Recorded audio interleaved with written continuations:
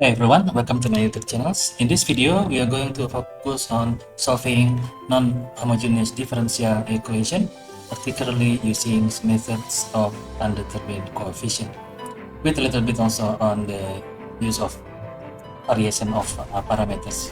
As you can see here, this is the general formula of a second order differential equation.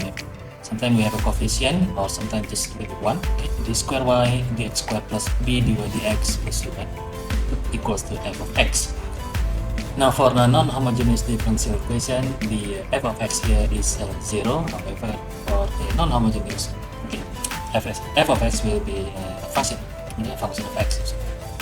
So again, if f of x equals to 0, then this is called the homogeneous equation. So for this particular video, we're focusing on solving a non-homogeneous differential equation, meaning the f of x itself is a function of x, which we will go through several examples of f of x. So typically for step 1 is we are going to find a so-called YC or complementary function. Basically we solve the homogeneous side, which is the differential equation part, having an equal to 0, basically making it temporarily homogeneous. And then in step 2, we call it the specifics. In this case, we try to find the particular integral, or try to solve the homogeneous side, which is the f of x, depending on what type of f of x it will be, as we'll see in a minute. And then finally, we assemble into the general solution of the differential equation, having the element of yc from the step here, and then the second element of yp, particular integral. So for establishing the yc or the homogeneous function, as mentioned before we zero the system, temporarily set the right side to be 0, f of x equals to 0, so you just focus on the differential equation itself, in this case the second order differential equation equals to 0. And then we extract the equivalent characteristic equation, which is basically a quadratic equation like this, okay, m square plus bm plus c, okay, where m square here representing the second order, and variable m here will be the first derivative, okay, plus order first derivative, and then the constant, which is the 0 derivative.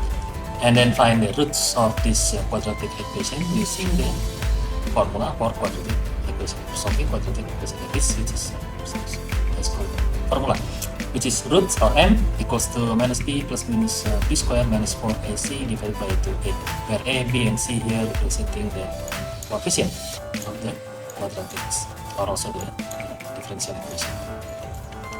So there will be 3 different types of roots. If we have two distinct and different meaning different real roots, in which case the value of b square is greater than 4ac, the general solution of that homogeneous solution equals to y equals to a e to the power of m1x plus b times e to the power of m2x, where m1 and m2 represent the roots, distinct and real roots, in the case where the value of b square greater than 4ac.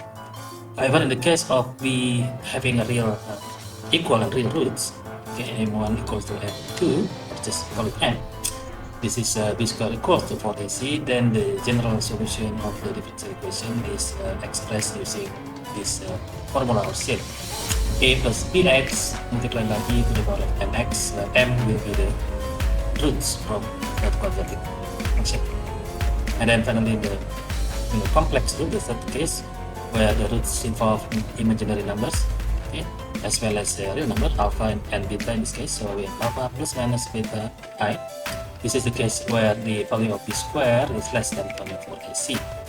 Then the general solution of the function is written here, y equals to e to the power of alpha x multiplied by a cos beta x plus b sine beta x. Again, it will be more clear later on after we go through a couple of examples. Next one, go through quickly on the theory side. So for determining finding the solution using undetermined coefficient, we typically have 5 different input, if you like. Okay, so the class of f of x, which is the non-homogeneous part, in which this method apply is usually characteristic with f of x defined by one of the following scenarios. Scenario number 1, f of x is a polynomial, okay, x to the power of n, where n is a positive integer or 0. Scenario number 2 is an exponent. Okay, this is all of these are the f of x, okay, where the non-homogeneous part equals to e to the power of lambda x. Lambda is also not equal to 0. The third one is the f of x is in the form of trigonometric, particularly cos and sine. Okay, cos beta x or sine beta x, where p is not equal to beta equals not equal to 0. And then the fourth is linear combination of 1, 2, and 3, meaning either the polynomial added with the cos beta x or sine beta x or so. And then the fifth, the product of function, meaning a multiplication of 1 from 1 to 3, which is more complicated and require a lot of very long answer, which probably we don't have the time to go through number 5 here. So this is called the YP lookup matrix. Okay, basically this will be what should be the base shape for the YP function of x, which will be depend on the type of f of x, input f of x. If the f of x in the form of polynomial, like the first case here, then the shape, the best shape guess for the particular integral yp as a function of x is x to the power of r multiplied by another polynomial here, following whatever the polynomial the problem that you have. Okay, it will become more clear later on after we do some example.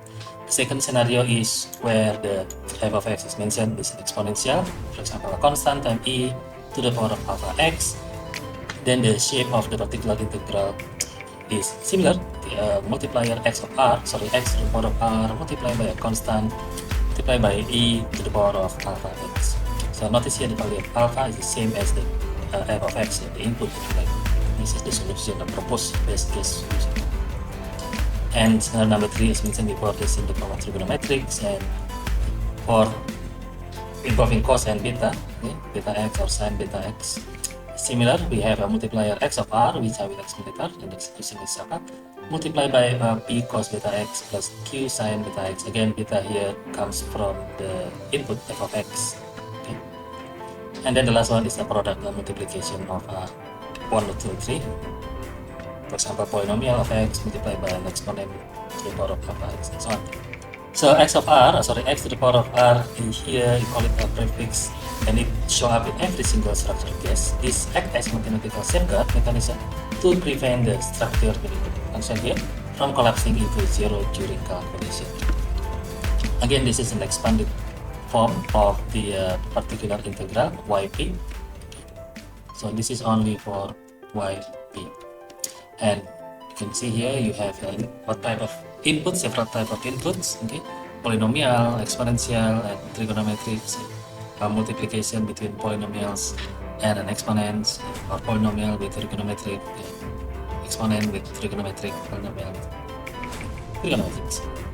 So the yp for each of these cases will depend on what scenario that you have as the f of x.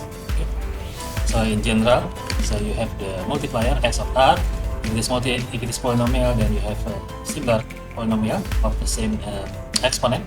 Okay. If you have an exponent alpha x, for example, constant time e to the power of alpha x, then your yp proposed particular integral yp is also an x of r, so the x to the power of r multiplied by a constant b multiplied by an exponent alpha x, so the value of alpha here doesn't change. And then if it is cosine or sine, or even an addition of these two, you have again a multiplier multiplied by a constant cos beta x plus q, another constant sine beta x. So beta here refer to the same input from the f of x, and so on. Typically, these are the flow chart or flow step-by-step solution for the solution.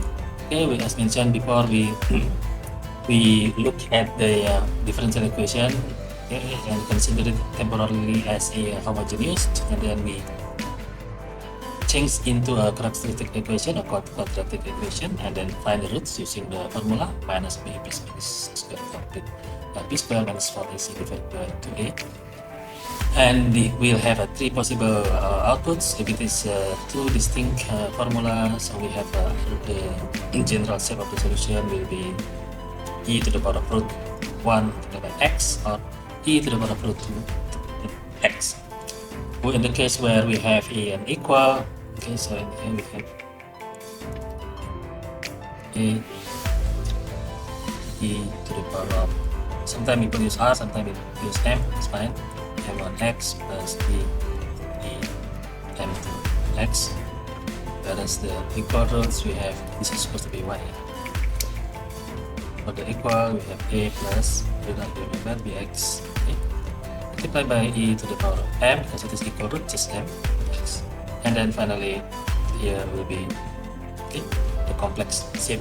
Okay. So alpha, okay, alpha will be the coefficient of the imaginary, the constant, and then beta will be the coefficient of the imaginary number. So we have that part for the homogeneous part, we call it the YC. Okay, for this one is we find the YC, and then on the right hand side is what we're finding YP, depending on the type of f of x that we have, whether it is polynomial, whether it is exponent, or sine or cosine, or linear addition, multiplication. And then we start with the multiplier. The lowest multiplier is 0. We start what happens if r equals to 0, which is basically 1. X to the power of 0 is 1. And then see if there is any what's called the correspondence with the value of yc. So we keep going, changing the r value from 0 and then 1 and 2. Once we find the yp function that does not have correspondence with the yc, then we can start differentiate the yp, differentiate the yp into yp1, yp prime 1, and then yp prime 2, because it's a second order. And then we substitute the value of yp prime and yp, as well as yp double prime into the original, okay, into the original differential equation, original dA.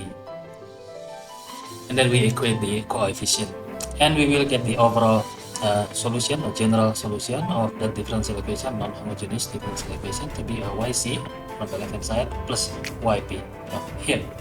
And if we are given an initial condition, we can do the substitution. Okay, so it's important to know that the substitution with the initial or bounded value condition is done at the end, after you work out what is the yc and yp. So you don't apply the initial or boundary value condition only when you are in the yc or only on the yp. So it has to be when you combine these two, then you can apply the initial value condition to get the final particular solution. Okay, final answer will be particular solution. So this is basically saying the same thing. So we do the assembly, the boundary condition at the end, after we know yc and yp, we can combine. So never apply the boundary condition or the initial value alone to yc alone or yp alone. Always apply them to the final assemble, which is after we combine the yc with yp. Substitute the condition into the assemble equation to finally solve for the constant c1, c2, and so on, native to the yc portion. Okay, for the alternative methods for solving non-homogeneous differential equation is using the so-called method of variation of parameters. So to solve this, we did similar step like before. Like previously, we refer to these tables for finding the yc complementary function and finding whether it has a distinct integral roots, or it has an equal roots, or it has a complex roots, and then find the corresponding general solution yc. But this time we split the yc into the two elements, y1 and y2. See, it is still the same yc. As you can see here, this is still a yc. Consists of a e m to the power of m1x plus b e m to the power of m2x. Okay. So we call this to have y1 and y2, y1 being the one that highlighted in orange color here, e to the power of m1x, so with containing the variable x, and then y2 is e to the power of m2x if the root is distinct and the root meaning different roots. And then in the case where I have equal roots, so we have only one roots, okay, the yc will be in the form like this, a plus bx times e to the power of x, m being the roots.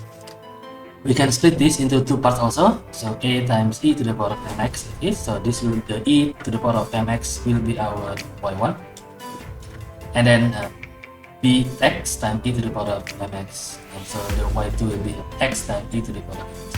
So because it has a complex roots, okay? The roots, this is OIC, this is also OIC. The complementary function will become e to the power of alpha x. Alpha is part of the roots here, alpha beta, time a cos beta x and b plus b sin beta x. So our y1 in this case is the e to the power of alpha x and cos beta x. So all those containing the x element as y1 and y2 respectively.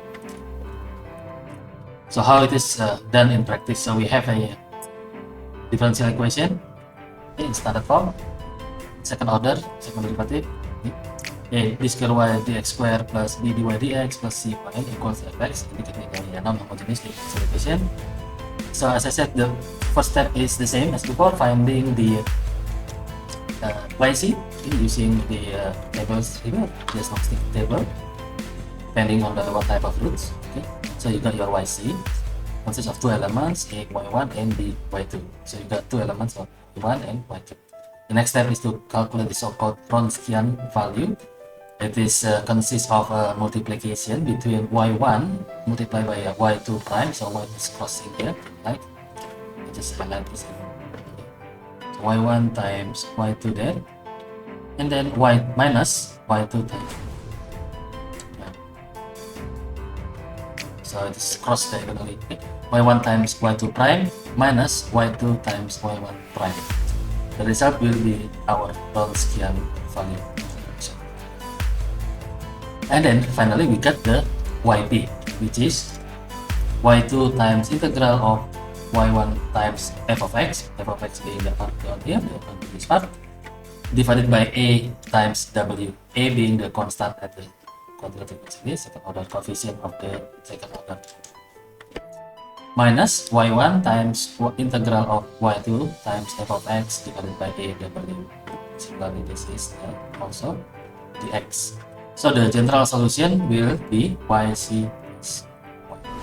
just like before. That will be the general solution of the differential equation using a variation of parameters.